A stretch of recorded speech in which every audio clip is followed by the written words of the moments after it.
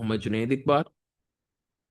मेरा नाम है Mohammad Junaid Iqbal. I am doing my PhD from Italy, university of Urbino Italy. And मैं पिछले 5 साल से साइंटिफिक राइटिंग, एआई का यूज़, डाटा एनालिसिस, स्कॉलरशिप्स, इन सब चीज़ों पे स्टूडेंट्स को ट्रेन करता आ रहा हूँ। I don't know have you ever seen my any of session before और नॉट। तो आज का जो सेशन आप ऑलरेडी एक फ्यूचर टेक बूट कैम्प जो है वो ले चुके हैं। तो उम्मीद है आप लोगों ने उसमें बहुत कुछ सीखा होगा, सर नुमान से, सर रजा से। तो आज का ये जो सेशन है, मैं इसको एक ज़्यादातर इंटरेक्टिव सेशन बनाना चाह रहा था, ख़ास तौर पे कि आप लोगों के किसी भी किस्म के कोई क्वेश्चंस हैं, चाहे वो रिसर्च से रिलेटेड हैं, चाहे वो एआई टूल से रिलेटेड हैं, चाहे वो स्कॉलरशिप से रिलेटेड हैं, चाहे वो फ्रीलांसिंग या बिजनेस स्ट्रेटजी से रिलेटेड हैं, आई कैन टॉक। पहले मैं एक आप लोगों को थोड़ा सा पढ़ा देता हूँ, कुछ चीज़ों को बता देता हूँ। ऑब्वियसली ये बहुत वास्ट टॉपिक है। चाहे आप स्कॉलरशिप की बात करो, चाहे आप बात करो साइंटिफिक राइटिंग की, रिसर्च की, एआई टूल्स की, हर चीज़ के ऊपर घंटों बात हो सकती है। लेकिन हम उसको आज एक समराइज फॉर्म में लेके आते हैं। मैं स्क्रीन शेयर करता हूँ। ओके, मेरी स्क्रीन विजिबल है, ये बता दें। Yes sir. ओके। अगर हम बात करें एआई टूल्स की, तो कुछ एआई टूल्स मेरे सामने, इनमें से मैं दो खोल लेता हूँ रिसर्च के हवाले से। पहले हम जरा रिसर्च के हवाले से बात करते हैं, फिर हम वहीं पे एआई टूल्स को भी टच करेंगे, स्कॉलरशिप को भी टच करेंगे। दोनों तीनों चीज़ों को मर्ज करके देखेंगे। एआई टूल्स में जो सबसे इंपॉर्टेंट दो एआई टूल्स हैं जो सबसे ज़्यादा यूज हो रहे हैं आजकल, आपने नाम सुना होगा, वो है एक चैट जीपीटी और एक क्लॉड। ये ऐसे एआई टूल्स हैं जिनसे आप इंटरेक्ट कर सकते हो, जिनसे आप डिस्कशन कर सकते हो, जिनसे आप बात कर सकते हो। They will respond to you somehow. दूसरे कुछ एआई टूल्स हैं, जैसे जिसका नाम है रिसर्च रैबिट, ठीक है, साइज स्पेस, कुछ ऐसे एआई टूल्स हैं। ठीक है, कॉन्सेंसस है, और भी बहुत सारे हैं। हम इनमें से कुछ को टच कर लेते हैं। ये भी कुछ एआई टूल्स हैं, ठीक है, जैसे रिसर्च रैबिट हो गया, जैसे ये साइज स्पेस हो गया। मैं इसको लॉगिन कर लेता हूँ, क्योंकि शायद मेरे पास इसकी एक्सेस थी, तो मे बी अगर मैं लॉगिन करूँ तो हम पेड टूल्स भी देख पाए। ओके, ठीक है, साइज स्पेस हो गया, ये कंसेंसस हो गया। इस तरह के भी हमारे पास टूल्स होते हैं। ये होते हैं जो स्पेसिफिकली रिसर्च के लिए बने हैं। मैंने बहुत सारे टूल्स यूज़ किए हैं, क्योंकि मैं रिसर्च पढ़ाता हूँ, मैं इनको टेस्ट करता रहता हूँ over the period of time. जो मेरी अपनी असेसमेंट है अभी तक, अगर हम सिर्फ पहले रिसर्च के हवाले से देखें, मुझे नहीं पता आप लोग रिसर्च में, पहले मुझे बताओ आप लोग आप लोगों की फील्ड क्या है, तीनों की, जो भी यहाँ पे तीन लोग बैठे हो, ताकि मुझे आइडिया हो जाए कि अच्छा आप किस फील्ड से, आपके लिए रिसर्च ज़्यादा इंपॉर्टेंट है या स्कॉलरशिप ज़्यादा इंपॉर्टेंट है, या किस एंगल से मैं आपको ये टूल पढ़ाऊँ, तो मुझे थोड़ा सा आइडिया हो जाएगा। आप किस डिपार्टमेंट से हो, कुछ पढ़ रहे हो या पढ़ चुके हो, ग्रेजुएटेड हो, बायोकेमिस्ट्री ग्रेजुएट है, आप लोग फ्यूचर में रिसर्च की तरफ या स्कॉलरशिप की तरफ जाना चाहते हो कि नहीं जाना चाहते, तो मैं उस हिसाब से आप लोगों को गाइड करूंगा। मैं फोकस उतना ज़्यादा उस चीज़ पर रखूंगा जिस चीज़ में मुझे लगता है आपका फोकस होना चाहिए। ठीक है, टेक कोबान के नाम से जो है आप भी बता दो। ठीक है, अज़का भी थी आई थिंक एक, और एक महानूर थी, तो आप सब बता दो। सॉफ्टवेयर इंजीनियरिंग स्टूडेंट हूँ, थर्ड सेमेस्टर हूँ। Okay, maybe then you will also go to research in future, या इवन स्कॉलरशिप पे, लेकिन आप अभी काफ़ी आई थिंक जूनियर हो, बट ओके। अज़का आप भी बता दें kindly. Computer science, half graduate, interested in research. Okay, फिर मैं बात कर सकता हूँ। अब रिसर्च, अच्छा, मेरा एक बूट कैंप आना है, वो टोटली फ्री है। अगर आप चाहो तो आप ले सकते हो। आप जो दो तीन तीन लोग आप लोग यहाँ मीटिंग पे हो, मैं सरदा को बता देता हूँ कि आप तीनों को उस बूट कैंप की जो रिकॉर्डिंग्स है, वैसे वो पेड होती हैं, बट आप तीनों को उसकी फ्री एक्सेस दे दी जाएगी। ठीक है, ये है सिर्फ फ्यूचर टेक बूट कैंप की वजह से कि सर नुमान या सरदा जिससे भी आप बात करो, वो आपको इसकी फ्री एक्सेस दिलवा देंगे मेरे बूट कैंप की। उसमें बहुत ज़्यादा क्लासेस हैं रिसर्च के हवाले से, बहुत ज़्यादा। ठीक है, मतलब को 15-20 लेक्चर्स हैं, फिर और उसमें बहुत सारी इवन फ्रीलांसिंग के लेक्चर्स हैं, बहुत सारा कुछ है उसके अंदर, लिंक्डइन के ऊपर सेशंस है। तो वो बहुत, वो हमारा होता है अल्टीमेट रिसर्च बूट कैंप। उसमें हम बहुत डिटेल से पढ़ते हैं कि रिसर्च होती क्या है, इवन बिल्कुल बेसिक से। अगर उबान भी पढ़ना स्टार्ट करेंगे, अगर आपका नाम उबानी है, तो अगर आप भी पढ़ना स्टार्ट करोगे, या फिर अज़का भी पढ़ना स्टार्ट करेंगे, जो भी काफ़ी जूनियर, जो भी ग्रेजुएशन के भी मिड में हो, तो आपको बिल्कुल बच्चों की तरह उसमें पढ़ाया जाएगा कि रिसर्च होती क्या है, ठीक है, कैसे की जाती है, पब्लिश कहाँ होती है, उसके फायदे क्या हैं, हर चीज़ बच्चों की तरह बिल्कुल पढ़ाई गई है। कि आप इवन अगर फर्स्ट सेमेस्टर में भी होते तो आपको तब समझ आ जाती है। इंशाल्लाह you will learn through that. अभी तक 70-80 हज़ार लोग वो पढ़ ले चुके हैं बूट कैंप, और वो फ्री होता है, उसके कोई चार्जेस नहीं है, आप ले सकते हो अगर आपको शौक है रिसर्च को सीखने का, and you will learn a lot. तो मैं अब उसकी डिटेल में नहीं जा रहा। तो रिसर्च बेसिकली, अब हमने कोई भी टॉपिक है, रिसर्च के अंदर हमने ना आर्टिकल्स लिखने होते हैं, वो डिटेल्स उसकी आप बूट कैंप में सीख लोगे।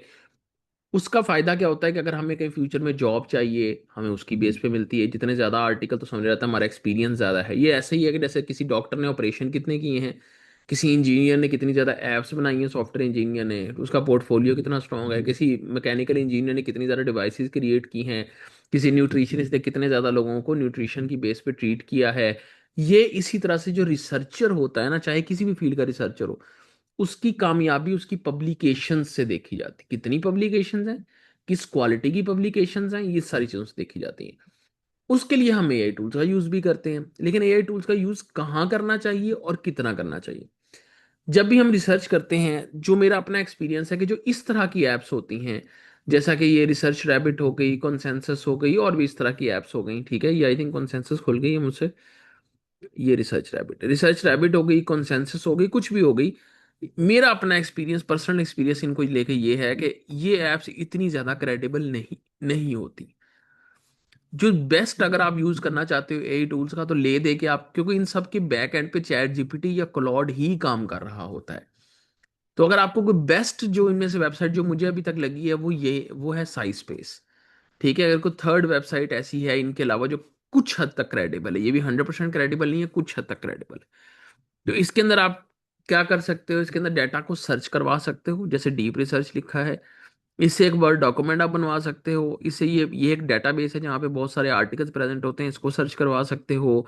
ठीक है, आप कोई टॉपिक पे कुछ लिखना चाह रहे हो तो इसे ड्राफ्ट लिखवा सकते हो, उस टॉपिक पे आज तक दुनिया में क्या काम हुआ है। किसी टॉपिक पे आप फॉर एग्जाम्पल देखना चाहते हो एआई के जो है ना बूम कब आया था, तो उस पे आप रिव्यू लिटरेचर से मुराद क्या कि आज तक एआई के ऊपर जितने वो आर्टिकल्स आए हैं ना जिनकी मैं बात कर रहा हूँ, वो आर्टिकल आने कब स्टार्ट हुए थे एआई पे, आज काम हमें पता लग रहा है, लेकिन एआई पे बहुत सालों से काम हो रहा है। मैं एक प्रोफेसर को जानता हूँ, मेरी वो प्रोफेसर के भाई हैं, एक्चुअली यूके में होते हैं, उनका मशीन लर्निंग और एआई पे 2012-13 के बाद से काम है। तो हमें ये भी चीज़ें पता लगी हैं, लेकिन ऑलरेडी इन पे काम बहुत अरसे से हो रहा था, बहुत लोग इस पे काम कर रहे थे, उसका बूम बस चैट जीपीटी के बाद आया, लोगों को चैट जीपीटी के बाद पता लगा अच्छा एआई नाम की कोई बला होती है, ये सारा कुछ होता है। ठीक है, आप लोग कंप्यूटर साइंस के स्टूडेंट, आपको पता होगा ये चीज़ बहुत अरसे से है, मशीन लर्निंग और ये सारा कुछ, ठीक है, बहुत अरसे से चीज़ें वर्क कर रही हैं, बूम इसका अब है। तो अगर आप उसका लिटरेचर रिव्यू करना चाहते हो कि इस टॉपिक पे कितने अरसे से काम हुआ, कब काम हुआ, तो वो यहाँ से कर सकते हो। ठीक है, तो ये कुछ टूल्स हैं जिनको आप यूटिलाइज कर सकते हो, यूज कर सकते हो, बट मैं अगेन कहूंगा रिसर्च के लिए अगर कोई बेस्ट टूल्स हैं एआई के, ठीक है, पहले मैं कहता हूँ एआई को अपना असिस्टेंट बना के चलो, एआई को अपना बॉस नहीं समझना कि हर चीज से करवानी है। आपको एक चीज का कॉन्सेप्ट है, आपने सीख लिया, फॉर एग्जाम्पल आप मेरा वो बूट कैम्प लेते हो, आपने सीख लिया, आपको पता लग गया रिसर्च क्या होती है, आर्टिकल कैसे लिखते हैं, सारा कुछ, इसको फिर अपने असिस्टेंट के तौर पे यूज करो। ये किस चीज के लिए यूज हो सकता है, फॉर एग्जाम्पल आप कहते हो I am a computer science student, I want to write a review article on the boom of AI after the launch of chat gpt, how do you think it about it as a topic? Can you also make a layout for this, as well as can you tell me at least 5 studies that can be cited in those headings or subheadings?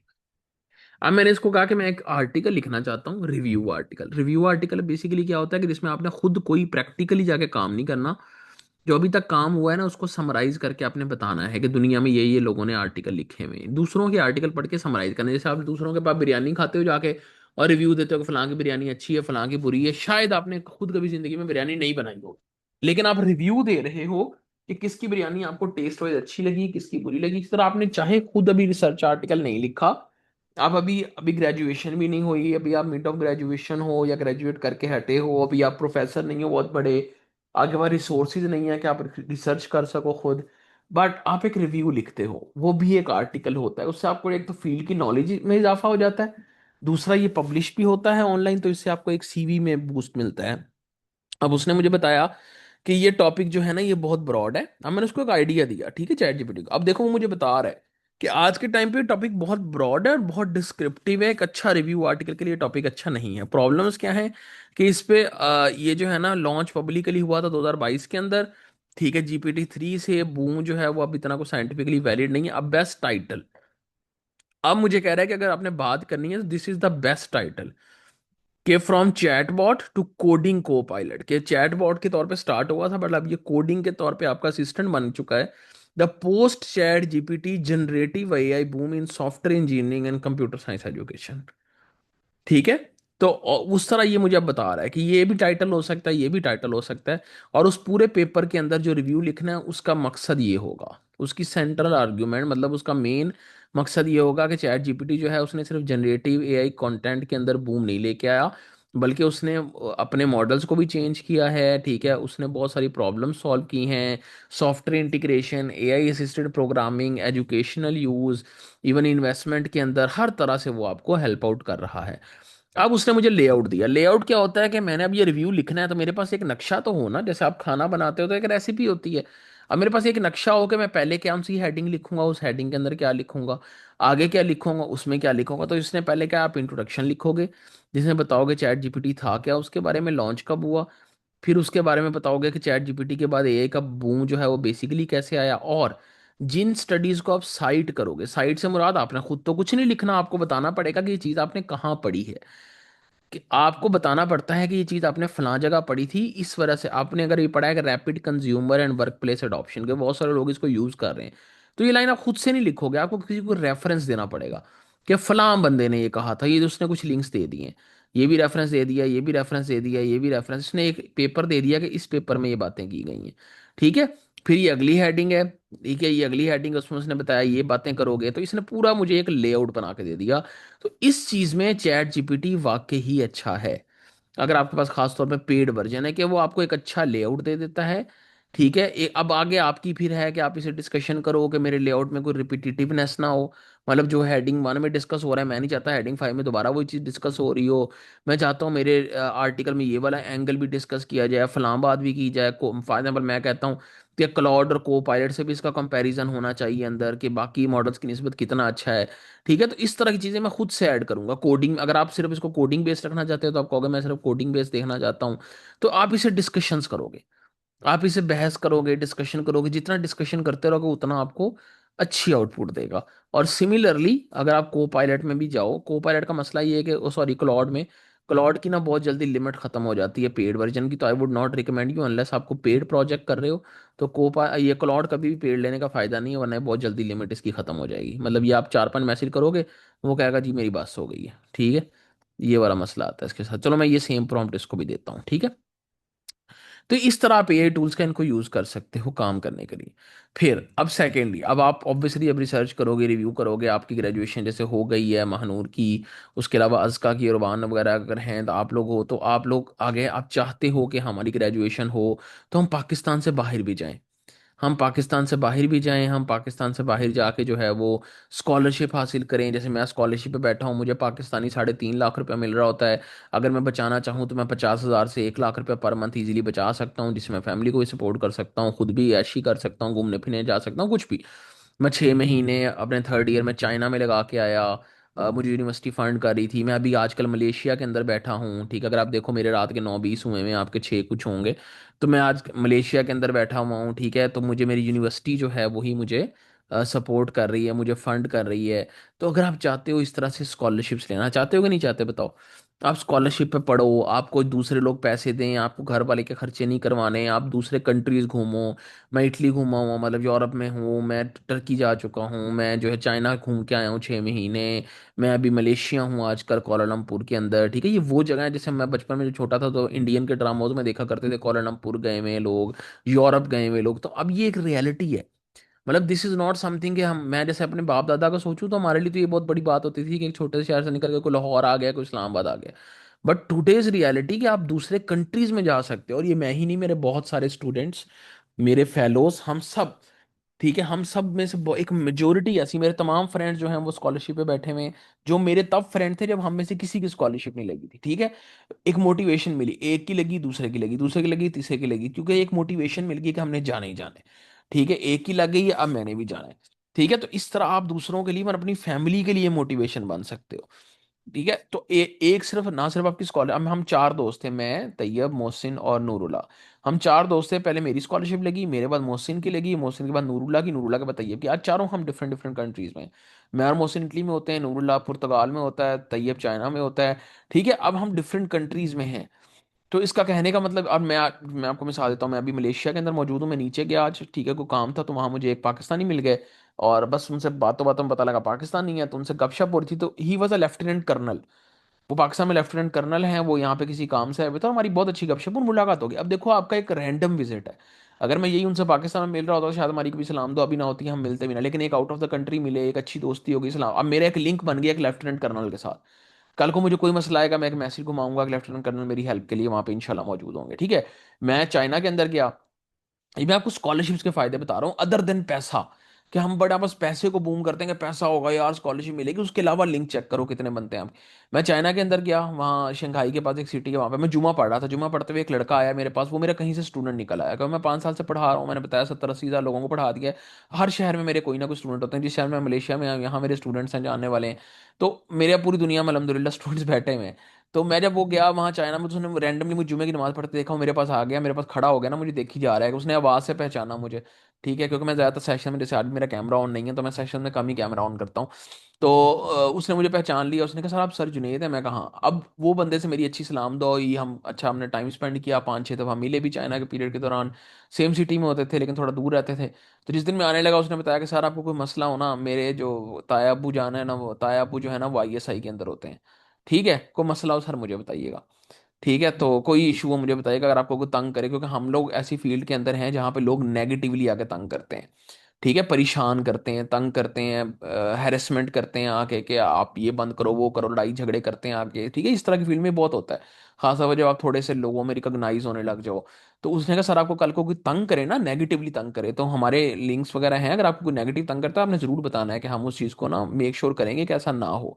कोई गलत ना आपको बोले, कोई गलत ना आपके साथ करे, तो आपने घबराना नहीं है, क्योंकि आपको पता है पाकिस्तान में लिंक्स चलते हैं, कि अब हमारा लिंक है सारा कुछ ना, तो हम ये चीज़ मेक श्योर करवा लेंगे कि कोई तंग ना करे आपको इस हवाले से। तो ये देखो, ये स्कॉलरशिप्स के पर्क्स हैं, कि आप ऐसे लोगों से मिलते हो, ऐसे लोगों से जान पहचान होती है, जिनसे जो आपको हेल्प आउट कर सकते हैं, कल को आप किसी मुसीबत में फंस जाओ, और आपको ना, वो कहते हैं ना, एक ना कहानी आफत आ जाए, आपको गलत फंसाया जा रहा हो, जो आपको पता है पाकिस्तान में बहुत नॉर्मल है, साउथ एशिया में बड़ा बड़ा नॉर्मल है कि आपको गलत चीज़ों में फंसाया जा रहा होता है, तो आपके पास लोग हैं ऐसे जो आपको हेल्प करेंगे।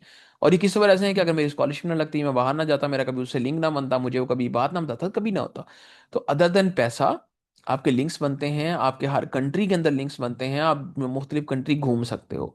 अब इस सब को हासिल करने के लिए आपको सिर्फ करनी है 3 से 4 महीने की मेहनत, या मैक्सिमम से मैक्सिमम भी ना 1 साल की मेहनत, कि 1 साल आपने अप्लाई करना है बैठ के। अब वो 1 साल क्या हो सकता है, जब आप अपने लास्ट सेमेस्टर्स में हो तब भी स्टार्ट कर सकते हो, आखिरी सेमेस्टर के अंदर, और आखिरी सेमेस्टर खत्म होने के बाद भी स्टार्ट कर सकते हो।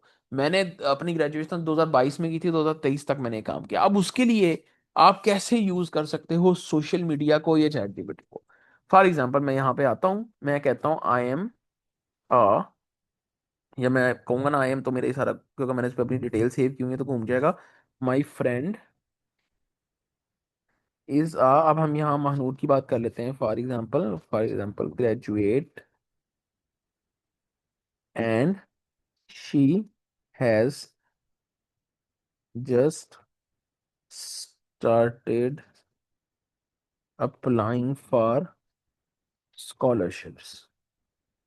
Can you tell me which scholarships for masters or PhD are open right now in which she can apply? अगर आप उसको कोई स्पेसिफिक कंट्री बताना चाहते हो, माई नो, हर डिजायर्ड, अच्छा इसको जिस मर्जी इंग्लिश में आप कह दो वो समझ आएगा बात आपकी। हर desired countries are China, Europe and Australia, ये मैंने उसको बता दिया। ठीक है, also give me links where all the information, deadline and applying links. अब मैंने इसको बताया, तब तक हम क्लॉड का रिजल्ट देख लेते हैं। ठीक है, क्लॉड ने भी बताया कि ये जो टॉपिक है ये इस तरह, सॉरी, अल्हम्दुलिल्लाह, ठीक है, ये जो टॉपिक है इस तरह से नहीं हो सकता, आप इसको चेंज करना पड़ेगा। ठीक है, उसने ये एक ऑप्शन बताया कि आप ये भी ऑप्शन रख सकते हो। ठीक है, उसने भी एक पूरा लेआउट मुझे निकाल के दे दिया। ठीक है, और ये कुछ स्टडीज भी बता दी जो साइट की जा सकती हैं इन टॉपिक्स के अंदर। ठीक है, ये काफ़ी ज़्यादा कि इसी स्टडी को, स्टैनफोर्ड की स्टडी, इसको यहाँ साइट कर दो, इस ऑथर ने एक स्टडी की थी उसको यहाँ इस सेक्शन में साइट कर दो, तो ये आपको ऐसे हेल्प कर देता है। अभी देखो, जैसे स्कॉलरशिप वाली जो है ना, मैं ये सेम इसको भी देता हूँ।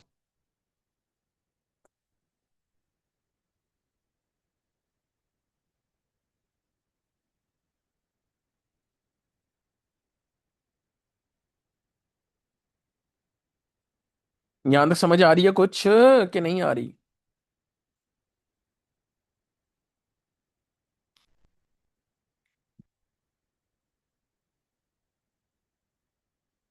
Okay, good. अच्छा, तो अब ये देख रहा है, देखो ये ऑस्ट्रेलिया का पूछ रहा है कि ऑस्ट्रेलिया के अंदर क्लियरेस्ट अभी स्कॉलरशिप्स ओपन है, क्योंकि देखो हर कंट्री का ना अलग टाइम होता है। चाइना के अंदर मास्टर पीएचडी की जो स्कॉलरशिप्स ओपन होती हैं वो होती हैं अक्टूबर से लेके मार्च तक, लेकिन जनवरी फरवरी में छुट्टियां हो जाती हैं चाइना में, तो बेस्ट टाइम होता है अक्टूबर से लेके दिसंबर तक। कि आपको प्रोफेसर्स को ईमेल करनी है, और उनकी ईमेल करने के बाद उनको आपने एक्सेप्टेंस लेनी है, और उसके लिए भी आप चैट जीपीटी यूज कर सकते हो, क्लॉड यूज कर सकते हो। आप इनको बताओ मेरी ये फील्ड है, मेरा ये रिसर्च इंटरेस्ट है, मुझे इस फील्ड और इस रिसर्च इंटरेस्ट के प्रोफेसर्स चाहिए जिनसे मैं एक्सेप्टेंस लेटर ले सकूं, तो मुझे उनके प्रोफेसर्स ढूंढ के दो, तो वो आपको पूरी लिस्ट, उनकी ईमेल, हर चीज निकाल के दे देगा, और आप उनको ईमेल कर सकते हो। जब मैं वहाँ चाइना गया, तो मैंने अपने प्रोफेसर ऐसी सोशल मीडिया से ढूंढे थे। ठीक है, मतलब सोशल मीडिया से मुराद कि ये सारा कुछ चैट जीपीटी वगैरह ये यूज करके ढूंढे थे। ठीक है, और उसके बाद उनको सोशल मीडिया पे अप्रोच किया, उनको फेसबुक पे ऐड किया, और उनसे मैसेंजर पे जाके बात की, तो ही एग्रीड। तो मैंने तो इवन ये वाला रूट भी अपना लिया था कि सिर्फ उनको यहाँ पे नहीं, उनको लिंक्डइन पे भी रिक्वेस्ट भेजता था, सोशल मीडिया पे भेजता था, क्योंकि कई प्रोफेसर बहुत एक्टिव होते हैं। ठीक है, इवन आप उनको ये भी कह सकते हो कि मुझे ऐसे प्रोफेसर का लिंक दो जो बहुत ज़्यादा सोशली एक्टिव हैं, तो उनका भी बड़ा फायदा होता है कि वो आप जल्दी आप उनको पिक कर लेते हो। ठीक है, तो इस तरह। और आजकल ऑस्ट्रेलिया की ओपन है, फिर अगस्त सितंबर तक ऑस्ट्रेलिया की ओपन रहेंगी, तो अगस्त सितंबर से लेके नवंबर तक जो है ना वो यूएसए का बड़ा पीक टाइम होता है। फिर इटली का टाइम आता है मार्च से लेके और जुलाई तक, और कई दफ़ा सितंबर तक। तो हर कंट्री के अलग सेट ऑफ मंथ्स के अंदर स्कॉलरशिप, इसलिए मैंने कहा कि अगर आप एक साल लगाओ, मिसाल के तौर पे अभी जुलाई चल रहा है, आजकल इटली की पीएचडी की स्कॉलरशिप्स ओपन है। अगर आप फॉर एग्जाम्पल पीएचडी में, अगर चलो मैं, आप लोग ज़्यादातर मास्टर्स के लेवल पे हो, मैं मास्टर्स के हिसाब से बात करता हूँ। तो आजकल जो है ना, अगर आजकल जैसे अभी अगस्त खत्म होगा ना, अगस्त में ज़्यादा छुट्टियां होती हैं, तो आप अगस्त ऑनवर्ड्स यूएसए को अप्लाई कर सकते हो मास्टर्स के लिए। यूएसए में डायरेक्ट मास्टर्स नहीं होता, यूएसए में बैचलर्स के बाद आप डायरेक्ट पीएचडी के लिए जा सकते हो, 5 साल की पीएचडी होती है। लेकिन अगर मास्टर्स कर लो तब भी जा सकते हैं, नहीं तो मास्टर्स के लिए भी अप्लाई कर सकते हो। तो अगस्त सितंबर आपने मास्टर्स का यूएसए में अप्लाई करते रहे, अक्टूबर में आप चाइना में स्टार्ट हो गए अप्लाई करना, नवंबर दिसंबर में इटली की भी मास्टर्स की ओपन हो जाती है, वहां स्टार्ट हो गए। जनवरी तक आए तो टर्की की ओपन हो जाती है, टर्की में अप्लाई कर दो। फरवरी मार्च में इंडोनेशियन स्कॉलरशिप्स ओपन होती हैं, उस पर अप्लाई कर दिया, मलेशियन, इंडोनेशियन, ये सारा कुछ। ठीक है, तो ये पूरा साल इस तरह आपका एक सर्कल चलता रहता है। ठीक है, हर कंट्री का एक स्पेसिफिक टाइम पीरियड होता है। जैसे ऑस्ट्रेलिया की ओपन है, 31 जुलाई डेडलाइन है, मास्टर ऑफ रिसर्च। ठीक है, ये मैकरीन यूनिवर्सिटी है, क्यूयूटी पोस्ट ग्रेजुएट रिसर्च अवार्ड, ये भी एमफिल और पीएचडी दोनों के लिए जुलाई 31। इन सब की डेडलाइन देखो जुलाई 31 है। मोनाश की जुलाई 31, डीकिन यूनिवर्सिटी की अगस्त की 23 तारीख है। अभी इसमें, और इसमें फंडिंग भी देखो उन्होंने बताई है कितनी है, यहाँ पे उसका लिंक भी दिया हुआ है। ठीक है, इन यूनिवर्सिटीज के देखो हमें नाम भी नहीं पता होंगे। ठीक है, यूनिवर्सिटी ऑफ नॉटर डैम ऑस्ट्रेलिया, ये इसने बताई है अगस्त की 28 तारीख है। नेशनल यूनिवर्सिटी ऑस्ट्रेलियन जो है उसकी भी अगस्त की 31 तारीख है। यूनिवर्सिटी ऑफ सिडनी की सितंबर की 11 तारीख है। या मर्डॉच यूनिवर्सिटी की सितंबर की 30 तारीख है। ठीक है, फिर यूरोप पे आ जाओ, हेनरिच बॉल फाउंडेशन जर्मनी की स्कॉलरशिप यकम सितंबर तक चलनी है। ठीक है, यकम सितंबर तक ओपन है। ठीक है, लेकिन इसमें जर्मन लैंग्वेज आपको आना जरूरी है। अब देखो, आपको अभी से पता लग गया, अगर आपने जर्मनी जाना है तो जर्मन लैंग्वेज आना जरूरी है, तो आप अभी से जो ग्रेजुएशन के, अभी देख लो अभी आपने कितने 2 साल पढ़े हैं, आप ऑनलाइन यूट्यूब पे सारे कोर्सेज अवेलेबल होते हैं, कोई भी लैंग्वेज सीखने के, आप वो लैंग्वेज सीखना स्टार्ट कर दो। ठीक है, दाद स्कॉलरशिप होती है, ये ओपन है, ये उन्होंने बताया किस किस फील्ड के लिए। बायोकेमिस्ट्री का जो पूछ रहा था, ये देखो हमने बायोकेमिस्ट्री मेंशन किया था ना, इसने बायोकेमिस्ट्री किया था। अगर हम कंप्यूटर साइंस मेंशन करते तो कंप्यूटर साइंस का बोल देता। टर्की की स्कॉलरशिप होती है इसका, उसको कहते हैं टर्किश बर्सलराई करके नाम होता है, BURS, BURSLRAI, इस तरह करके होता है। ठीक है, वो ओपन होती है जनवरी में, ओपन होती है या फरवरी में ओपन होती है। आई नहीं, फरवरी फरवरी में उसकी डेडलाइन होती है। तो आई थिंक वो जनवरी में ओपन होती है, और कई दफ़ा 2-3 साल पहले वो फरवरी में भी ओपन हुई थी, तो इस तरह करके सीन होता है। ठीक है, ये आप ऑनलाइन सर्च कर लेना। ओके। उसके बाद ये उसने देखो मुझे कुछ बता दी जर्मनी की स्कॉलरशिप, ठीक है, ये फिर चाइना की बता दी कि चाइना की कौन सी ओपन है, ठीक है, फिलहाल अगर कोई यूनिवर्सिटी की ओपन है तो वो उसने बता दिया, लेकिन इसमें ये चाइनीज आनी चाहिए। लेकिन ये हर कंट्री के लिए नहीं होता, जो मैं आपको चाइना की बता रहा हूँ ना, जो साल के एंड पे होती है उसमें। और मेरी आपको रिकमेंडेशन ये है, कई लोग क्या करते हैं, वो सिर्फ टारगेट करते हैं ऑस्ट्रेलिया, यूके, यूएसए, और फिर थक हार के बैठ जाते हैं कि हमारा तो हुआ नहीं। आप हर कंट्री टारगेट करो, चाइना भी टारगेट करो, मलेशिया भी टारगेट करो, ठीक है, आप लोग टर्की भी टारगेट करो। यकीन करो मैं इन कंट्रीज में रह चुका हूँ, मलेशिया भी रह रहा हूँ, चाइना 6 महीने रहा, ये अलग दुनिया है। मतलब इनका, अब मैं एक छोटे से शहर में हूँ, मलेशिया के बांगी नाम है इस शहर का। उस शहर के अंदर लेवल के सिनेमाज मौजूद हैं, लेवल के मॉल्स मौजूद हैं। जिस जगह पे मैं रह रहा हूँ ये एक फ्लैट है, ठीक है, मतलब वो फ्लैट से मुराद ये है, स्टूडियो अपार्टमेंट कहते हैं, जिसमें किचन भी अंदर ही है, बेडरूम भी है, सारा कुछ। और ये इतनी लेवल की जगह कि मेरे बिल्कुल मॉल के नीचे, ठीक है, जहाँ पे मैं रह रहा हूँ, ये एक मॉल है, और मॉल के ऊपर अपार्टमेंट, और नीचे हर चीज़ मौजूद है। जिम भी मौजूद है यहाँ पे, स्विमिंग पूल भी मौजूद है यहाँ पे, नीचे जो है ना, खाने पीने की हर चीज़ आपको नीचे मिल जाती है। आपको इलेक्ट्रिक स्टोर है कुछ, आपको ये जो प्लम्बर शलम्बर वाला होता है, पाइप शाइप वाली ये चीज़ें, मतलब हर चीज़ जो आपको इलेक्ट्रिक की चीज़ चाहिए, आपको ड्रेसेस चाहिए, आपको सस्ते ड्रेसेस चाहिए, मतलब जूते चाहिए, कोई ऐसी चीज़ नहीं है जो आपको ना मिले। इवन फोटो कॉपी करवानी है, आपने मेडिसिन लेनी है, आपको स्किन केयर की चीज़ें चाहिए, तो आप इन कंट्रीज में जाओ ना, जिस मर्जी में भी, आपको डोर स्टेप पे हर चीज अवेलेबल है, हर चीज अवेलेबल है। तो आउट ऑफ पाकिस्तान जहां भी स्कॉलरशिप लगे, खास तौर पे मास्टर्स के लिए, वो आप लाजमी जाओ, लाजमी जाओ। क्योंकि पीएचडी में फिर आप चूज कर सकोगे कि हम फलां कंट्री जाएंगे। अगर मास्टर आपने किसी और कंट्री लगा लिया, सबसे बड़ा फायदा ये होता है कि पीएचडी आपकी मर्जी का होगा।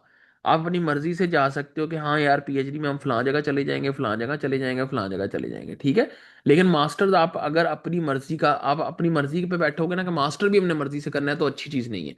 क्योंकि मास्टर अगर आप कहीं से भी कर लो, किसी और कंट्री से, जो इसके अंदर इतनी फैसिलिटीज हैं, एक आपको आउटसाइड दुनिया पाकिस्तान से बाहर रिसर्च का मौका मिलेगा, अच्छी फैसिलिटीज मिलेंगी, स्टाइपेंड मिलेगा, स्कॉलरशिप मिलेगी, ठीक है, आपको दूसरों पे वो डिपेंडेंट नहीं होना पड़ेगा पाकिस्तान रहते हुए। खुद बाहर निकल के बाहर कैसे काम होता है वो सीखोगे, बाहर की दुनिया देखोगे, लिंक्स बनेंगे, वही सारा कुछ जो मैंने आपको बताया। और फिर पीएचडी में अप्लाई जब आप करोगे, तो आप एक पाकिस्तानी स्टूडेंट के तौर पे अप्लाई नहीं करोगे, आप एक Malaysian student, Chinese student, Italian student, ठीक है, जो जो इस भी कंट्री में, टर्किश स्टूडेंट के तौर पे अप्लाई करोगे, तो आपके चांसेस ऑटोमेटिकली बढ़ जाएंगे। ठीक है, जैसे अब लोग टर्की नहीं जाते नॉर्मली स्कॉलरशिप में, मेरे एक सीनियर गए, वो माशाल्लाह हर तीसरे, क्योंकि टर्की बिल्कुल यूरोप के साथ है, ठीक है, बिल्कुल साथ उसका बॉर्डर अटैच होता है, तो वो हर तीसरे दिन किसी यूरोपियन कंट्री में निकले होते हैं घूमने के लिए। ठीक है, तो ये हम लोगों को चीज़ें नहीं पता, you can explore these opportunities. तो इस तरह से आप ये स्कॉलरशिप से ढूंढवा सकते हैं। अब आप इसे डिबेट करो, बहस करो कि मैंने इस ईयर में अप्लाई करना स्टार्ट करना है, ठीक है, इस तरह में। अब देखो वो कह रहा है कि अलर्ट भी लगा सकते हो कि आपकी जब चाइना और यूरोप की स्कॉलरशिप ओपन, आप यहाँ पे क्लिक करो, वो आपको खुद मैसेज करके बताया करेगा, अलर्ट दिया करेगा कि आपकी स्कॉलरशिप ओपन है, इस पर अप्लाई करो। तो use chat GPT, use Claude in this way, ठीक है, क्लॉड से ज्यादा इस चीज के लिए चैट जीपीटी ज्यादा बेहतर है मेरा ख्याल है।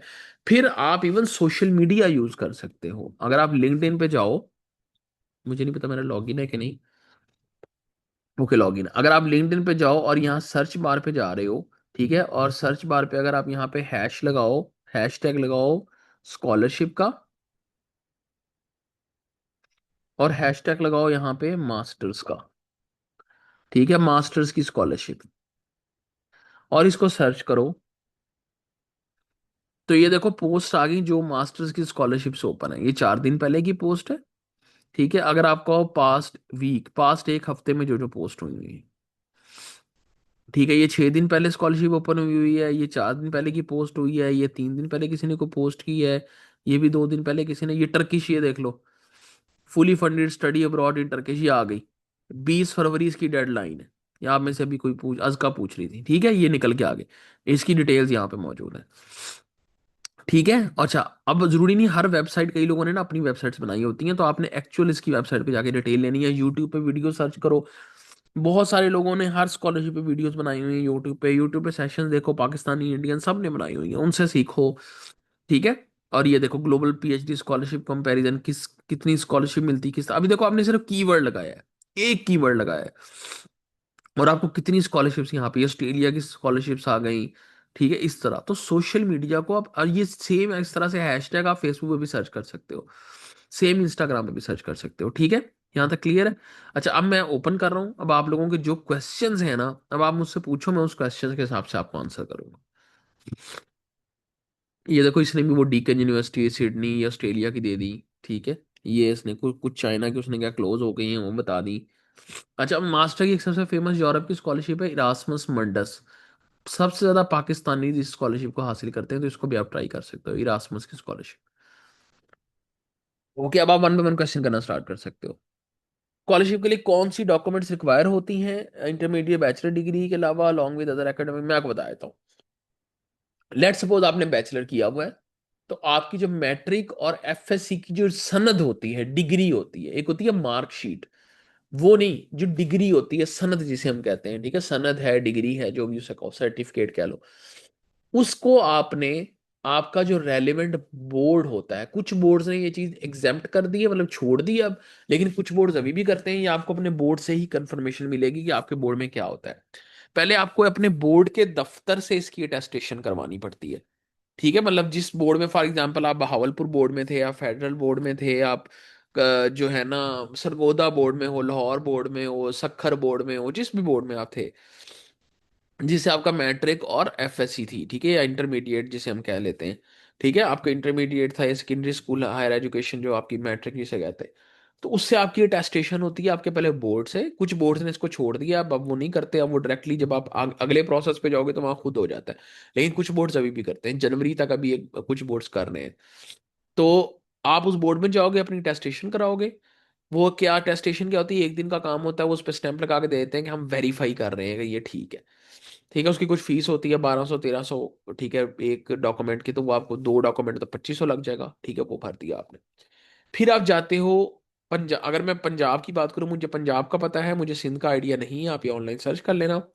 पंजाब के अंदर होता है IBCC, IBCC, inter board consortium, और इस तरह करके कुछ के, मतलब ये जितने बोर्ड है ना, लाहौर का, सरगोदा का, साहिवाल का, फैसलाबाद का, भालपुर का, इन सब का एक कलेक्टिव इदारा है जो इन सबको कंट्रोल करता है, उसे कहते हैं IBCC। उसका ऑफिस लाहौर में भी है, उसका ऑफिस आई थिंक अब भावलपुर में भी बन गया है, और भी शायद किसी सिटी में उसका ऑफिस हो।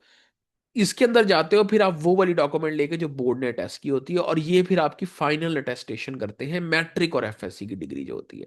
ठीक है, इंटरमीडिएट की और आपकी जो मैट्रिक की होती है, सर मैं उनकी बात कर रहा हूँ, 10th और 12th की डिग्री जो होती है। तो ये IBCC उसको उसको फिर स्टैंप कर देता है। ठीक है, मुल्तान में भी है, ओके। वो उसको स्टैंप कर देता है कि ये जो है ना, आपका ये डॉक्यूमेंट हमारी तरफ से भी वेरीफाइड है। अब IBCC भी स्टैंप कर देता है और आपका बोर्ड भी कर देता है, तो ये मैट्रिक एफएससी का हो गया काम खत्म। अब आपकी आ जाती है बैचलर की डिग्री, या अगर आपने मास्टर भी किया हुआ है तो उसकी डिग्री।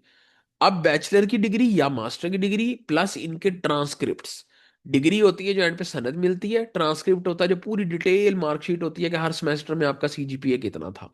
ठीक है, ये दोनों डॉक्यूमेंट्स लेके जब आपकी डिग्री कंप्लीट हो जाए, डिग्री मिल जाती है, डिग्री अर्जेंट अप्लाई कर देना, वो कॉन्वोकेशन के वेट में ना बैठे रहना कि कॉन्वोकेशन होगी तो मैं डिग्री लूंगा ये लूंगी।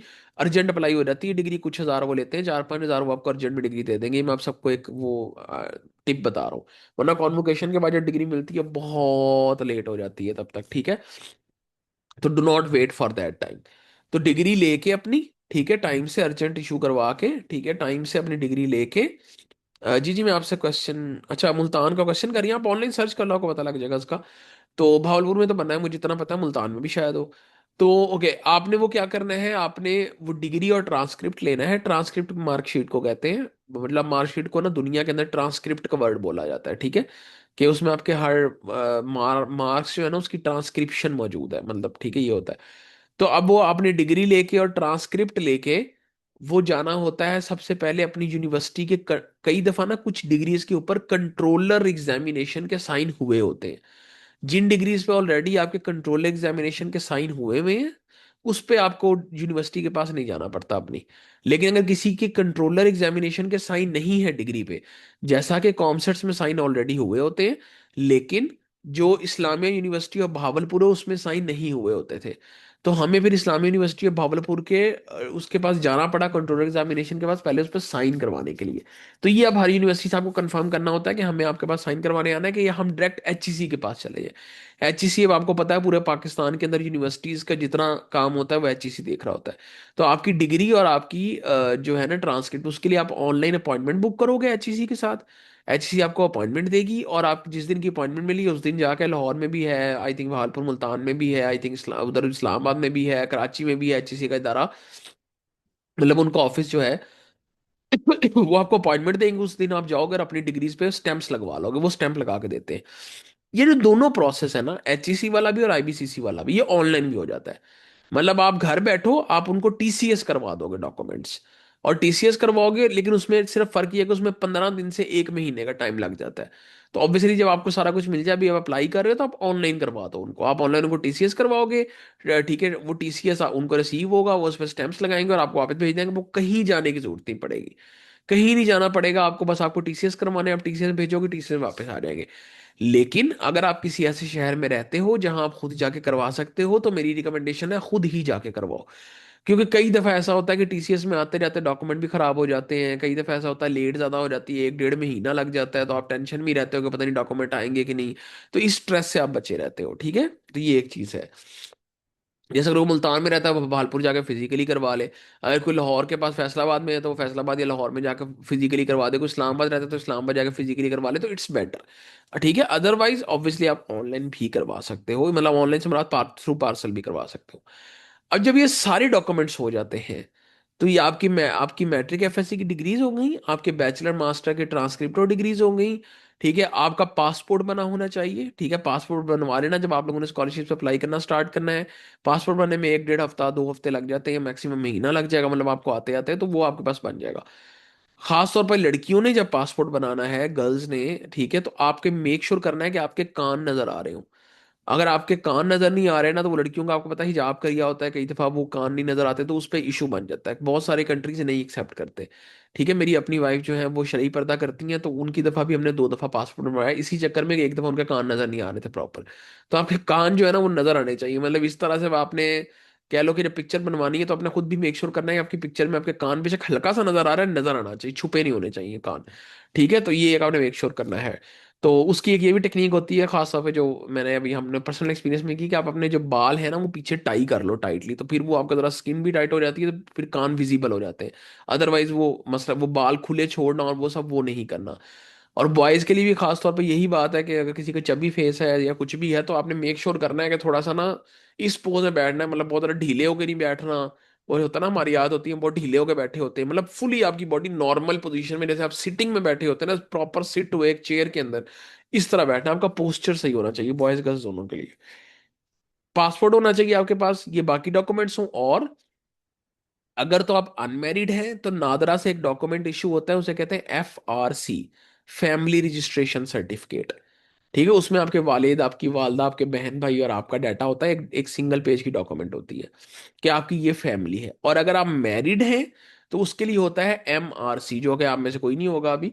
MRC होता है, वो होता है मैरिज रजिस्ट्रेशन सर्टिफिकेट, तो उस पर आपकी और आपके स्पाउस की डिटेल्स होती हैं।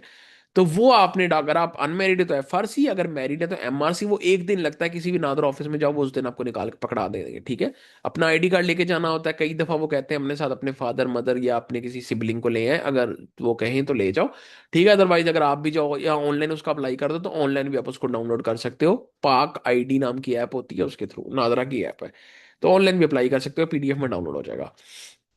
तो वो डॉक्यूमेंट होता है। ये सारे डॉक्यूमेंट्स लेके जब आपकी स्कॉलरशिप लग जाए, या आपको पता हो अप्लाई स्टार्ट कर चुके हो, तो एक और जगह है जहां आप अप्लाई करोगे, उस जगह का नाम है, ये आखिरी जगह है, इस जगह का नाम है मोफा। मोफा क्या है? Ministry of foreign affairs. कि आप फॉरेन कंट्री ट्रैवल कर सकते हो, और आपकी ये डिग्रीज वगैरह वेरीफाइड हैं, कि आपकी ये मिनिस्ट्री ने भी वेरीफाई कर दी है, फॉरेन मिनिस्ट्री ने भी वेरीफाई कर दी है। ये मिनिस्ट्री ऑफ फॉरेन अफेयर होता है, यहाँ आपको अपॉइंटमेंट लेके जाना पड़ता है। मुझे नहीं पता, इसका प्रोसेस ऑनलाइन भी शायद हो गया था, वो चेक कर लेना। नहीं तो इसमें भी आपको ये भी ऑनलाइन मतलब वो थ्रू पार्सल हो जाता है, लेकिन नहीं तो आप फिजिकली जाओगे किसी दिन। पार्सल वाले चीज में शायद लंबा टाइम लग जाए, आपको अपॉइंटमेंट दी जाती है, आप अपॉइंटमेंट दिन में जाते हो, वो एक दिन खपत होती है थोड़ी सी, लड़कों के लिए थोड़ा ज्यादा खपत है, लड़कियों का रश थोड़ा कम होता है कंपेरेटिवली, क्योंकि लड़कियों के ज्यादातर पेरेंट्स में से या भाई वगैरह आ जाते हैं। तो लड़कों का रश बहुत ज्यादा होता है, तो अगर आप सुबह 6 बजे भी जाओगे तो आपका 10-11 बजे टाइम आएगा, इतना लंबा रश लाइन लगी होती है, ठीक है, लोग फजर से पहुंच जाते हैं। तो उसके मिनिस्ट्री ऑफ फॉरेन अफेयर जो है वो आई थिंक जो प्रोविंशियल कैपिटल्स है वहां पे और इस्लामाबाद में इन सब जगह पे है, शायद मुल्तान या बहावलपुर में भी है। तो वहां आप जाओगे मिनिस्ट्री ऑफ फॉरेन अफेयर में, और वहां भी वो इस तरह की स्टैंप्स लगा देंगे आपके, उस क्यू आर कोड लगाते हैं और स्टैंप्स लगाते हैं। तो क्यू आर कोड जो होता है ना वो आपका तकरीबन 2-3 साल के लिए जो होता है ना चलता रहता है, तो 2-3 साल बाद में भी वो दोबारा एक्सपायर हो जाए, लेकिन तब तक आपकी स्कॉलरशिप लग गई होती है तो आपको दोबारा उसकी जरूरत नहीं पड़ती। लेकिन अगर दोबारा जरूरत पड़े कभी तो फिर वो क्यू आर कोड दोबारा जाके लगवाना पड़ता है, लेकिन दोबारा फिर लाइन में नहीं खड़ा होना पड़ेगा। दोबारा फिर आप उनको बताओगे बस मैंने क्यू आर चेंज करवाना है, तो आप जाओगे, वो आपका 2-3 बजे के बाद वो आपका घंटा लगाएंगे और क्यू आर चेंज करके दे देंगे। ठीक है, ये पूरा प्रोसेस होता है। इसके बाद आप अप्लाई करते रहो। मीनवाइल अप्लाई करते हुए ये सारी डॉक्यूमेंट्स अटेस्टेशन नहीं चाहिए होती। कुछ लोग कंफ्यूज होते हैं कि डॉक्यूमेंट टेस्ट करवाएंगे तो फिर अप्लाई कर सकते हैं। अप्लाई आप नॉर्मल डॉक्यूमेंट पे भी कर सकते हो जो आपको यूनिवर्सिटी ने दे दी है। लेकिन जब आपका वीजा लगना होगा ना, जब आपने वीजा लगवाना, आपकी इंशाल्लाह स्कॉलरशिप लग जाएगी, आपने बाहर जाना है, उस वीजा लगवाने के लिए आपको ये तमाम प्रोसेस से गुजरना पड़ेगा। अगर आपकी ये सारी डॉक्यूमेंट्स हुई होंगी तो आप फौरन से जाके जो है ना अपना करवा लोगे, वीजा लगवा लोगे। जैसे मेरी दफा जब मैंने अपने वीजा के लिए अप्लाई किया तो मेरे सारा कुछ हुआ हुआ था, तो मैंने गया और मैंने करवा लिया। कुछ लोग जो मेरे फ्रेंड्स थे उनका नहीं हुआ हुआ था, उनके 2 महीने डॉक्यूमेंट बनाते बनाते लग गए। तो इसलिए टाइमली अगर बनवा लोगे जब आपकी डिग्री खत्म हो रही है, जब भी खत्म हो, आज से 2 साल बाद, 1.5 साल बाद, प्रोसेस सेम ही रहेगा, बल्कि तब तक और ज्यादा अच्छा हो जाएगा, क्या पता और ज्यादा फास्ट हो जाए। ठीक है, तो इसलिए तब आपको फायदा देगा जी। और कोई क्वेश्चन है तो आप लोग करो, मैं आपके आंसर्स करता हूँ क्वेश्चंस के। सीजीपी इंपॉर्टेंट नहीं होता, ठीक है, कोई इंपॉर्टेंट, हाँ अगर किसी को ऑब्वियसली 1.8 सीजीपी है और वो क्या कि सारी इंपॉर्टेंट है कि नहीं, तो ऑब्वियसली इंपॉर्टेंट है। लेकिन अगर आपका 3 से ऊपर सीजीपी है तो it is a very good CGP. Even 2.6 2.8 वालों की भी मैंने स्कॉलरशिप लगती देखी है। सीजीपी से ज्यादा इंपॉर्टेंट है आपका एक्सपीरियंस, आपकी नॉलेज, ठीक है, आपकी रेलेवेंसी। अब ये क्या है एक्सपीरियंस से मुराद क्या है, आपकी इंटर्नशिप्स, ठीक है, आपने इंटर्नशिप्स कितनी की हैं ड्यूरिंग योर बैचलर्स, आपने कहीं अगर जॉब की है, कहीं किसी ऑर्गेनाइजेशन के अंदर काम किया है, क्या किया है, कितना किया है। फॉर एग्जांपल मेरी ऑर्गेनाइजेशन है मल्टीओमिक्स, ठीक है, अब उस मल्टीओमिक्स ऑर्गेनाइजेशन वो एक रजिस्टर्ड कंपनी है, अब उसके अंदर कोई आके काम करता है उसको 1 साल का एक्सपीरियंस लेटर मिलता है, तो उसको कंपनी के अंदर काम करने का 1 साल का एक्सपीरियंस लेटर मिला है। तो ये एक एक्सपीरियंस है आपके पास कि आपने कंपनी में 1 साल तक काम किया। ठीक है, ऑनलाइन भी आज तक जैसे मैं ऑनलाइन करवा रहा हूँ, और भी बहुत सारी सारी कंपनीज ऑनलाइन काम करवा रही है, तो उसका भी आप बेनिफिट ले सकते हो। तो ये एक्सपीरियंसेस, ये इंटर्नशिप्स, इस तरह की चीजें आपको बहुत बेनिफिट करती हैं। ठीक है, ये आपके एक्सपीरियंस के अंदर शामिल होती हैं। इवन जैसे ये आज आप बूट कैंप ले रहे हो, ये भी आपका एक्सपीरियंस है कि उसमें ये चीजें सीखने आए हो।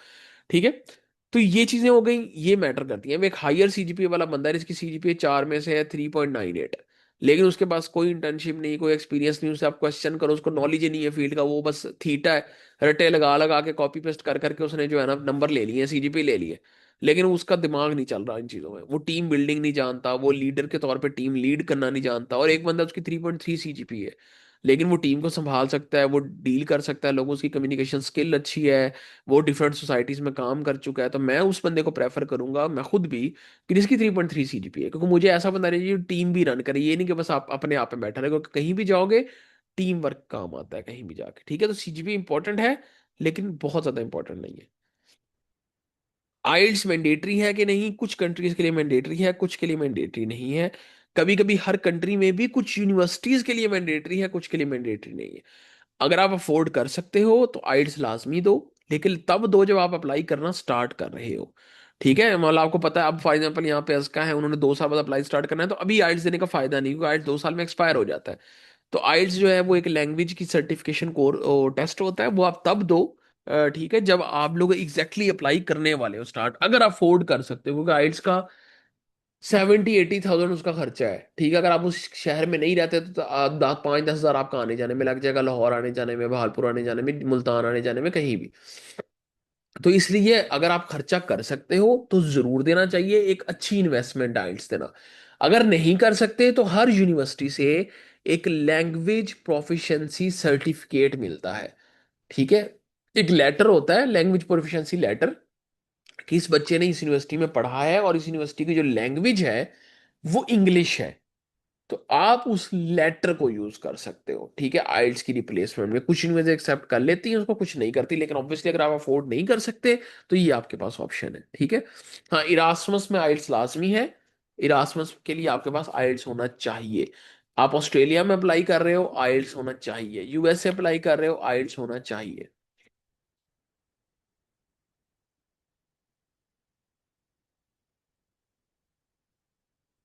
पब्लिकेशन इंपॉर्टेंट है कि नहीं, एक और अच्छा सवाल है।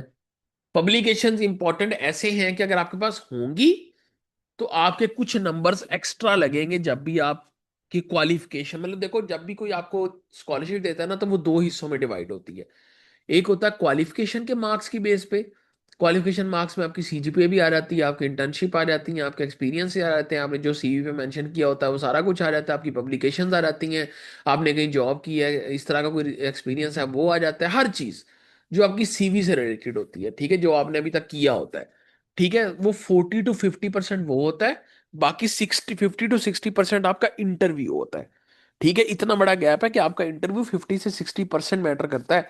तो इसलिए मैंने कहा कि सिर्फ नंबर मैटर नहीं कहा, उसमें सीजीपीए वगैरह 20-30% होती है टोटल, ये 100% में से। बाकी 10% पब्लिकेशन, तो ऑब्वियसली अगर आपके पब्लिकेशन हैं तो वो जो 10% यानी 10 नंबर, 5 नंबर, 4 नंबर लगने हैं। कई दफा एक एक नंबर से, मैं खुद बहुत सारी स्कॉलरशिप में एक एक नंबर से रह गया था। तो अगर आपकी पब्लिकेशन है तो वो एक नंबर आपको एक्स्ट्रा मिल जाएगा। अगर मेरी 4 की जगह 6 पब्लिकेशन होती, मेरे 6 नंबर लगे होते, ठीक है, 4 की जगह, फॉर एग्जाम्पल मेरी 4 थी जब मेरी स्कॉलरशिप लगी, तो मेरी अगर 6 होती, मेरे 6 लगे होते, चाहे वो रिव्यू आर्टिकल्स ही होते, तो मेरी वो स्कॉलरशिप, इसमें एक नंबर से रह गया तो उसमें मैं ना रहता, मेरी वो स्कॉलरशिप लग जाती। तो इस तरह पब्लिकेशन इंपॉर्टेंट है। लेकिन मैंने ऐसे लोग भी देखे हैं जिनकी पब्लिकेशन नहीं है और उनकी स्कॉलरशिप लग गई, क्योंकि वो अपने इंटरव्यू में इतने तगड़े थे, ठीक है, कि उनकी रेलेवेंसी आ गई। अब मैंने ये रेलेवेंसी बोली थी, इसका क्या मतलब है? आप लोग एक टॉपिक पे काम कर चुके हो बैचलर्स में या मास्टर्स में, और उसमें कुछ ऐसा काम किया है कि जिस पोजीशन पे आप फ्यूचर में अप्लाई कर रहे हो, मास्टर्स के अंदर या पीएचडी के अंदर, उसी सेम उसी तरह का काम जो है ना आप कर चुके हो, या आपको वो वाला काम ऑलरेडी आता है। अगर आपको वो वाला काम ऑलरेडी आता है या आप उस तरह का काम कर चुके, तो प्रोफेसर को लगेगा वाह यार, ये बंदा तो मुझसे बहुत ज्यादा रेलेवेंट है, कि इस बंदे का काम तो मुझसे बहुत ज्यादा रेलेवेंट है। तो इस वजह से ये आपकी रेलेवेंसी बहुत मैटर करती है। मेरी स्कॉलरशिप में सिलेक्शन की एक मेजर वजह ये थी कि मैं वो काम कर रहा था जो मेरे प्रोफेसर को चाहिए था अपनी लैब में, एक बंदा जिसको ये काम आता हो, कि उसको मुझ पे खप के मुझे सिखाना ना पड़े, बल्कि मुझे वो ऑलरेडी काम आता हो। मेरे बहुत सारे जो जानने वाले हैं, उनकी इवन अपनी काम से बहुत डिफरेंट जगह स्कॉलरशिप लगी। काम उनका फॉर एग्जांपल कैंसर पे होता था, स्कॉलरशिप उनका दिमागी चीजों पे लगे, कि ब्रेन के ऊपर जो काम हो रहा है, बहुत डिफरेंट चीजें हैं दोनों। लेकिन क्यों? क्योंकि जो उन्होंने कैंसर के दौरान मेथड अप्लाई किए थे, जो इंस्ट्रूमेंट यूज किए थे, जो टेक्निक्स यूज की थी, जो टूल्स यूज किए थे, वही टूल्स उनको चाहिए थे उस प्रोजेक्ट के लिए। तो इस तरह उनको रेलेवेंसी होगी कि यार ये बंदा हमारे काम का है, ये हमें बेनिफिट कर सकता है। तो ये रेलेवेंसी भी बहुत मैटर करती है। जी, और कोई क्वेश्चन? तो मैं ऐसे लोगों को जानता हूं जिनकी पब्लिकेशंस नहीं है और उनकी स्कॉलरशिप्स लगी हैं। What qualities do scholarship committee value most in apply? Relevancy, सबसे ज्यादा रेलेवेंसी मैटर करती है। कि आपका उनसे उनको आपका सीवी पढ़ के लगे, या आप आपसे इंटरव्यू करके लगे कि हाँ ये बंदा, जिस प्रोजेक्ट के लिए हम इसको लेना चाहते हैं, ये बंदा हमारे काम का है। How can we do our FYP in a way that impresses professor and international universities? देखो, आप जितना मर्जी अच्छे से अच्छा FYP कर लो, वो कभी हर बंदे को सेटिस्फाई नहीं करेगा। आप जो काम कर रहे हो ये ट्राई करो कि आपकी तरफ से आप उसमें बेस्ट दे रहे हो, ठीक है, आपका जो है ना वो बेस्ट वर्जन है, कि इससे ज्यादा बेस्ट आप नहीं कर सकते थे, जितना मैक्सिमम आप कर पा रहे हो करो। अगर उसमें एआई इनकॉर्पोरेट होती है, एआई ये नहीं कि एआई टूल इनकॉर्पोरेट कर दो, मतलब अगर एआई का कुछ काम आपकी फील्ड में हो सकता है उसको इनकॉर्पोरेट करो, ठीक है, आजकल जो आपकी फील्ड में ट्रेंडी चीज है और वो अगर आप इनकॉर्पोरेट कर सकते हो तो करो।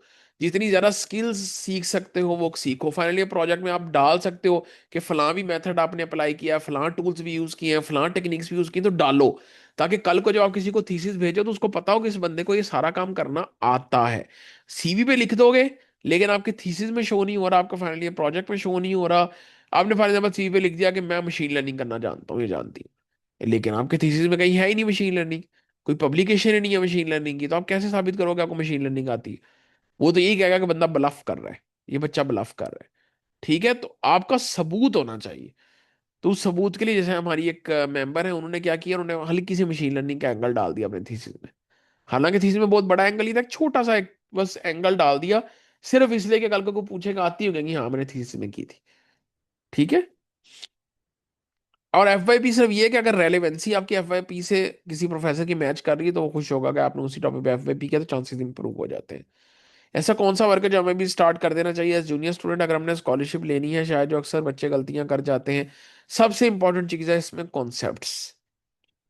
आजकल एआई आया हुआ है, तो लोग क्या करते हैं, फॉर एग्जाम्पल आप लोग कंप्यूटर साइंस के स्टूडेंट हो ना, आप लोग क्या करोगे, अपनी पूरी डिपेंडेंसी कोड बनाने की ना क्लाउड पर डाल दोगे, चैट जीपीटी पे डाल दोगे। बहुत अच्छी बात है, करना चाहिए, टाइम सेविंग है। लेकिन अगर आपको कोड देख के खुद नहीं पता कि ये कोड किस बारे में है, इसमें यहाँ पे ये गलत कोड लिखा गया है, ये क्लॉड ने गलती की है, ये चैट जीपीटी ने गलती की है, ये क्लॉड की यहाँ पे कोड क्यों ये आया है, ये लाइन क्यों लिखी है, ये ऐसे क्यों है, आप उसे लिख सवा सकते हो अपना असिस्टेंट बना के टाइम बचाने के लिए। लेकिन अगर आप उसके अंदर खुद अपने बग आइडेंटिफाई नहीं कर सकते, खुद मिस्टेक्स पॉइंट आउट नहीं कर सकते, आपको कॉन्सेप्ट ही नहीं है कि जो आप कोड लिखवा के एनालिसिस कर रहे हो वो क्या है, वो एनालिसिस है क्या, उसका बैक बैक एंड पे क्या है, वो ये क्यों करना है एनालिसिस, ये क्यों, ये अगर का प्रोजेक्ट करना है तो उसकी रीजन क्या करने की, इसके कॉन्सेप्ट्स क्या है बेसिकली, अगर वो नहीं है तो फेलियर की तरफ जाएंगे एट द, क्योंकि इंटरव्यूज में ये चीज पकड़ी जाती है।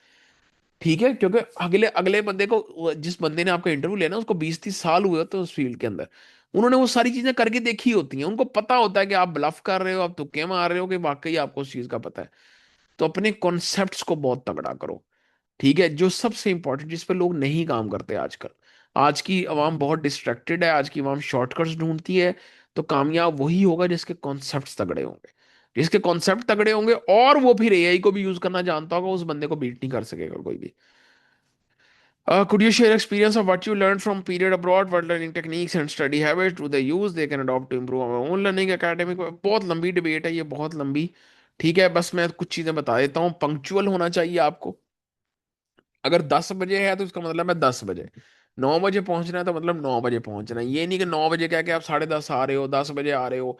एक आध दफा चल जाता है, लेकिन जब आपका पैटर्न बन जाएगा ना, और अगर उनको 2-3 दफा पता लग गया कि आप जान के लेट हो रहे हो, आप फोकस नहीं कर रहे, आप वर्क प्लेस पर मोबाइल यूज कर रहे हो, आप जो है ना वो आपकी को मीटिंग हुई, आपने उस मीटिंग के नोट्स नहीं लिए हुए, आपने जो काम था उस काम को नहीं किया, डंडी मार रहे हो, जान छुड़वा रहे हो, वो आपका एक हफ्ते, वो वेट नहीं करेंगे 1-2 साल के आप ठीक हो जाओ, वो एक हफ्ते में पैटर्न ऑब्जर्व करते हैं आपका, और वो फिर अपने माइंड में एक इमेज बना लेते हैं कि ये बंदा है ही ऐसा। और वो आपके मुंह पे बहुत अच्छे होते हैं लोग, लेकिन पीठ पीछे वो फिर आपको कभी क्रेडिबल नहीं समझेंगे, आप पे कभी ट्रस्ट नहीं करेंगे, आप पे आपको कभी अपने अच्छे प्रोजेक्ट्स नहीं थमाएंगे। वही अगर आप पंक्चुअल होगे, अगर आप एक एक चीज पे कॉन्सेप्चुअली वर्क करोगे, अगर आप चीजों को समझ के चलोगे, वही बात, कॉन्सेप्ट स्ट्रांग होंगे, चीज का आइडिया होगा, तुक्के नहीं लगा रहे होगे, सिर्फ शॉर्टकट्स नहीं यूज कर रहे होगे, तो वो फिर आप पे रिलाई भी करेंगे, वो आपको अपॉर्चुनिटीज भी देंगे, वो आपको मौके भी देंगे आगे बढ़ने के। उनको ऐसे लोग चाहिए जो काम करने वाले हो। ठीक है, जो प्रॉपरली अच्छा काम करने वाले हो। Okay, if you could start your scholarship journey again what would you do, यही सारा कुछ। मैंने अपना पहला साल बहुत गलत एडवाइसेस की वजह से वेस्ट किया। मुझे कहा गया घूमो फिरो, ऐशी करो, यूरोप घूमो, ये करो, चिल करो, यूनिवर्सिटी जाने की जरूरत नहीं है, प्रोफेसर एम ही होते हैं, कुछ नहीं कहते। जो है ना, बस अपना काम निपटाओ, थोड़ा मोटा थीसिस करके जान छुड़ाओ। इस तरह की एडवाइसेस की गई, क्योंकि देवर नॉट खैर ख्वाह, वो जिसे हम कहते हैं ना खैर खा लोग होते हैं, कुछ आपके वेल विशर्स होते हैं। तो उन्होंने बहुत गलत एडवाइसेस दी कुछ लोगों ने मुझे। ठीक है, कि चिल करो, और फिर यही बात है कि मैं ये ना करता, मैं मतलब ये चीजें मैं करके जाता। दूसरी चीज, खासतौर पे बॉयज के लिए कुकिंग आनी चाहिए आपको। आप बाहर कहीं भी जाओगे आपको खुद कुकिंग करना पड़ता है। इवन गर्ल्स भी अगर कुछ कुकिंग नहीं जानती, कुकिंग आनी चाहिए आप लोगों को, अपना खाना बनाना आना चाहिए। ठीक है, और आपको पता, आपकी पंक्चुअलिटी बहुत इंपॉर्टेंट है, डिसिप्लिन बहुत है। पंक्चुअलिटी ज्यादा इंपॉर्टेंट, डिसिप्लिन कि करना है तो रोज करना है, चाहे 10 मिनट के लिए कोई चीज करनी है लेकिन रोज करनी है। अगर आप डिसिप्लिन नहीं हो तो आप बाहर सर्वाइव नहीं कर सकते। What are the biggest mistake student make when applying for international scholarship? वो हर स्कॉलरशिप को एक ही तरह से ट्रीट करते हैं, मतलब सेम मोटिवेशन लेटर चिपका देंगे, दरमियान में 2-3 लाइनें चेंज कर देंगे, सेम सीवी हर जगह भेजते रहेंगे। ठीक है, फायदा पर अगर आप चाइना भेज रहे हो सीवी, तो आपको चाइनीज के एंगल से सीवी भेजनी है। इटालियन भेज रहे हो तो इटालियन के ग्रेड सिस्टम के हिसाब से सीवी बनानी है। ठीक है, चाइना में पब्लिकेशन को ज्यादा प्रेफर किया जाता है, इटली में पब्लिकेशन ज्यादा आपका एक्सपीरियंस प्रेफर किया जाता है। तो आपने देखना है कि किस कंट्री में किस तरह की सीवी चलेगी। इरास्मस के लिए सीवी बहुत डिफरेंट होती है। इरास्मस में आपको सीवी बनानी होती है 2 पेजेस की, कहीं सीवी 4 पेज की भी चल जाती है, कहीं 2 पेज की चलती है। मेरे पास अपनी सीवी के कोई 10 से 15 वर्जन्स पड़े थे। इरासमस के लिए मेरी सीवी का अलग स्टाइल होता था, चाइना के लिए मेरा एक अलग स्टाइल होता था, यूएसए के लिए हार्वर्ड स्टाइल की सीवी थी, यूरोप के लिए यूरोपास की सीवी थी। यूरोपास के भी फर्दर 2 वर्जन थे, एक लॉन्ग सीवी 4 4 पेजेस वाली, एक शॉर्ट सीवी 1 से 2 पेज वाली। ठीक है, तो ये फिर मल्टीपल, फिर हर जगह अप्लाई करते हुए अलग से वो अप्लाई, और हर जगह अप्लाई करते हुए मोटिवेशन लेटर नया लिखता था। उस प्रोफेसर के क्या काम है, उस यूनिवर्सिटी में क्या काम हो रहा है, उनके उनके आर्टिकल खोल के देखता था कि उसमें उन्होंने क्या टूल्स यूज किए हैं, उन टूल्स का जिक्र फिर लेटर के अंदर करता था। How should we prepare for scholarship university interview, what type of question are commonly asked. वो जो प्रोजेक्ट पे आपने अप्लाई किया होगा वो उसी से रिलेटेड क्वेश्चन पूछेंगे, या जो आपने अपना फाइनल ईयर प्रोजेक्ट या थीसिस किया उससे रिलेटेड क्वेश्चन पूछेंगे। ठीक है। मैंने एक, मेरे पास मैसेज पड़ा है, वैसे उस पर लिखा तो इटालियन स्कॉलरशिप हुआ है, लेकिन वो दुनिया की तमाम स्कॉलरशिप के लिए मैसेज है। मैं वो मैसेज आपको भिजवाता हूँ, ठीक है। उस मैसेज में हमारी वीडियोस है, मेरी और सर मोहसिन की, और हमारी बहुत ज्यादा वीडियोस है उस टॉपिक के ऊपर, स्कॉलरशिप के ऊपर। इवन स्कॉलरशिप पे आपने ढूंढनी कैसे है, ठीक है, इटली की स्कॉलरशिप खास तौर पे कैसे अप्लाई करनी है, ठीक है, वो इटली की आप स्किप कर देना बेशक, वीडियोस आप पूरी दुनिया वाली ओवरऑल, बाकी वीडियोस ओवरऑल दुनिया के लिए है। ठीक है, स्कॉलरशिप ढूंढनी कैसे है पूरी दुनिया की, वो भी उसके अंदर लेक्चर है, इवन सोशल मीडिया का यूज करके। फिर आपने जो है ना मोटिवेशन लेटर, ये जो मैं कह रहा हूँ वो कैसे लिखना है, एक रिसर्च प्रपोजल होता है कि अगर उन्होंने कहा है कि इस प्रोजेक्ट पे हमें बंदा चाहिए, तो उस प्रोजेक्ट पे आप एक प्रपोजल सबमिट करते हो, वो क्या होता है, उसको कैसे लिखते हैं। तो हर चीज पे हमने एक वीडियो बनाई हुई, इवन इंटरव्यूज की प्रिपरेशन कैसे करते हैं। उन चैनल्स पे भी आप चले जाओगे, आपको बहुत सारा और कंटेंट मिलेगा। तो इस वजह से वो मैं आपको मैसेज भिजवा दूंगा, तो वो आप लोग देख लेना, उसमें आपके बाकी क्वेश्चंस क्लियर हो जाए। जी, और कोई क्वेश्चन।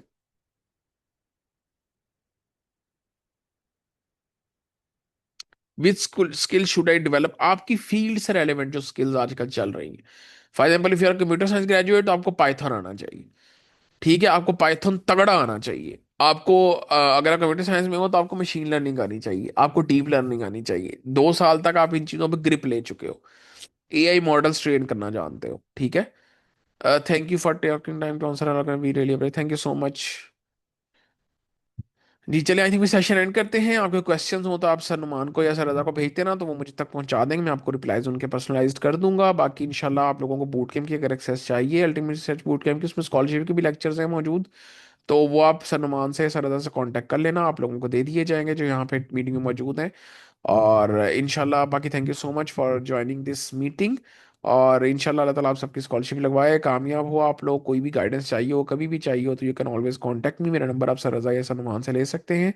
और बस एफर्ट करते रहो, डिसिप्लिन से चलो, आज ही प्लान करो कि अगला 1 साल कैसे गुजारना है।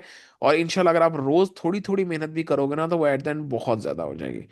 ठीक है, एटॉमिक हैबिट्स एक बुक है, अगर आप उसको पढ़ो, उसके अंदर एक कर्व दिखाई गई है कि अगर आप डेली की 1% भी प्रोग्रेस करते हो ना, तो आप 37 टाइम्स बेटर बन जाते हो at the end of year. और अगर आप नहीं करते तो आप उतने, उससे भी ज्यादा, डबल ज्यादा गुना जो है ना, वो बदतर हो जाते हो अपने पहले दिन से, जिस दिन आपने स्टार्ट किया था। So start now. ठीक है, अपना डे 1 आज बनाओ। ठीक है, आज से ही अपना डे 1 स्टार्ट करो, और आहिस्ता आहिस्ता थोड़ी थोड़ी एफर्ट्स लगाओ। मैं ये नहीं कह रहा यकदम से आप सब बदल दो, थोड़ी थोड़ी डेली की छोटी छोटी एफर्ट्स करो। ठीक है, प्लानिंग करो क्या करना है क्या नहीं करना, फिर उस प्लान पे इंप्लीमेंट करो, एक्शंस में लेके आओ चीजों को। क्योंकि मोटिवेशन थोड़ी देर के लिए रहती है, और आपके जो एक्शंस होते हैं ना, वो सबसे बड़ी मोटिवेशन होते हैं आपके। और मैं हमेशा कहता हूँ कि अल्लाह ताला जो है वो मेहनत का उधार नहीं रखते, तो आप जितनी मेहनत करोगे, अल्लाह ताला आपको उससे डबल ट्रिपल से नवाजेंगे इंशाल्लाह। चलें, अपना ख्याल रखें, खुश रहें। मैं सेशन ऑफ कर रहा हूँ, thank you so much for joining. बहुत अच्छा लगा आप सबसे बात करके। इंशाल्लाह किसी और दिन फिर मुलाकात होगी। अपना ख्याल रखें, खुश रहें, दुआ में याद रखिएगा। अल्लाह हाफिज़।